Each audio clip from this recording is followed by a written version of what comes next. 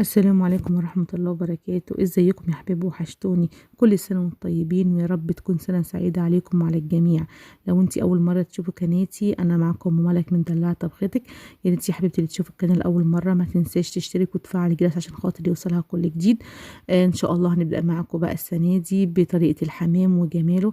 طبعا كلنا بنحب الحمام وبناكله دايما في المطاعم، فبس في البيت طبعا بتبقى الحاجة نظيفة ومضمونة. فإن شاء الله هاقول لكم على طريقة سهلة وجميلة جدًا، وإن شاء الله هيعجبكم.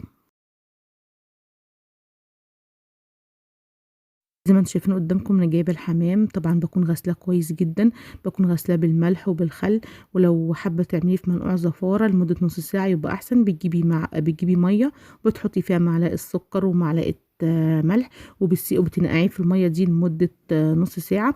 مش هتلاقي فيه أي زفارة خالص. تعالوا بقى نشوف مع بعض الحمام ده هنحشيه إيه. أنا النهارده هاحشيه معاكم رز، طبعًا في ناس بتحب تحشيه فريك، بس إحنا النهارده إن شاء الله عاملينه بالرز. هنحشيه رز إن شاء الله. فأنا جايبة معايا رز وغاسلاه كويس، وجايبة معايا بصل مفروم كويس. بالنسبة بقى للبهارات، أنا جايبة بهارات بسيطة، يعني جايبة كمون وملح وفلفل أسمر وأي نوع بهارات أنتِ بتحبيه، وطبعًا الملح. جايبة بقى القوانص بتاعة الحمام، طبعًا غاسلاها كويس جدًا ومقطعاها زي ما أنتم شايفين كده. هاجي بقى على النار وهاجيب معايا صينية أو حلة، وهاحط فيها معلقتين سمنة بلدي. طبعًا الحمام لمّا بيتعمل بالسمنة البلدي بيكون طعمه حلو. لو أنتِ حابة تعمليه بالزيت براحتك، يعني شوفي الطريقة اللي تريحِك. بعد ما باقدح السمنة كويس، باروح جاية حاطة فيها البصل المفروم زي ما أنتم شايفين كده، هادّي له بس تشويحة بسيطة. بعد كده هانزّل القوانص بتاعة الحمام.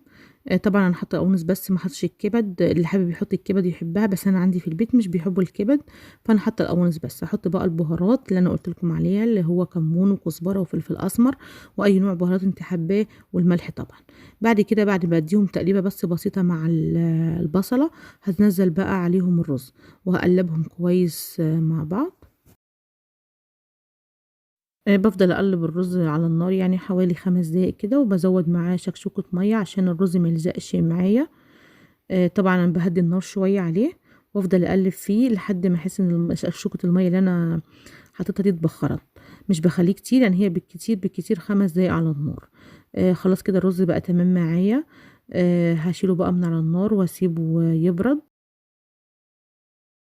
بعد ما الرز بيبرد معايا، هاجيب بقى الحمام واحشيه.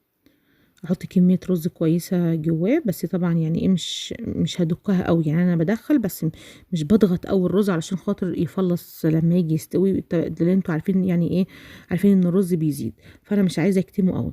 هاجي برضه تحت الجلد بتاع الحمام وهابتدي أفرّغ بإيدي وأحشي جواه، وهاحشي الرقبة بقى كمان عشان يبقى شكله زي بتاع المطاعم بالضبط.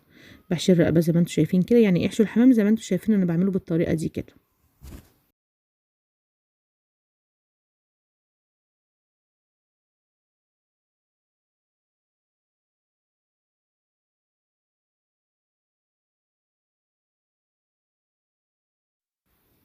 بعد ما باخلّص بقى حشو الحمامة، زي ما أنتم شايفين كده أنا حاطة فيها كمية رز كويسة، وهابتدي أفرّغ الجلد علشان خاطر أنزّل فيه برضه كمية من الرز.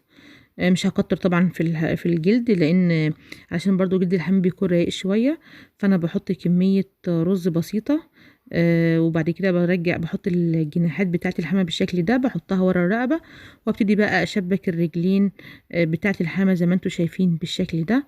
وكده خلاص خلصت معاكم أول حمامة. طبعًا هنعمل نفس الكمية كلّها مع بعض بنفس الطريقة دي بالضبط.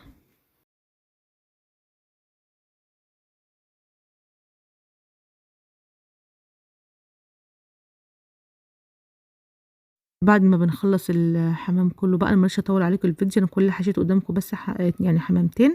أنا كان معايا كمية ما شاء الله، فما رضيتش أطوّل الفيديو. فبعد ما أخلّص بقى كمية الحمام زي ما أنتم شايفين كده قدّامكم في الفيديو، كان معايا كمية محترمة ما شاء الله يعني.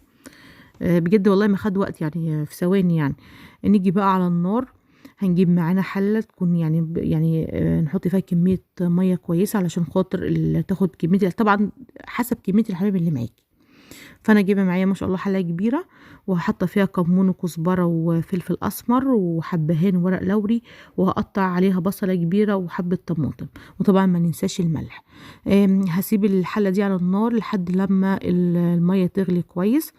وبعد ما المَيّة بتغلي بقى هابتدي أسقّط الحمام علشان خاطر يستوي. طبعًا لمّا بتيجي تسقّطي الحمام بتلاقيه لَمّي نَفْسه على طول، بتلاقي الحمامة كده الجلد بتاعها كَمَش على الرز على طول.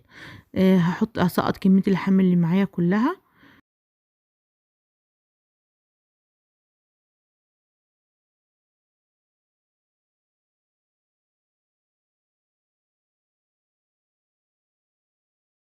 باغطّي بقى الحلة، طبعًا باكون زي ما قُلت لكم ضابطة الملح بتاعها كويس، وبعد ما بيستوي هو الحمام ده خَد معايا يعني حوالي ساعة إلا تِلت. استوى زي ما أنتم شايفين بالشكل ده بقى، يعني شايفين بقى الرز بتاعه تمام ما فيش حمامية فكّت. نيجي بقى نحمّره، حابة تحمّريه في سمنة بلدي أو في زبدة أو في زيت براحتك.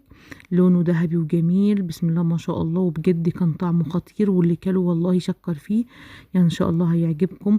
جرّبوا الطريقة دي بسيطة وسهلة ومش هتاخد معاكم وقت وبالهنا والشفا. وما تنسوش يا حبايبي تضغطوا له لايك، واللي حابب يشترك ينورني بالاشتراك ويفعل الجرس عشان خاطر يوصلكوا لجديد. والسلام عليكم ورحمة الله وبركاته.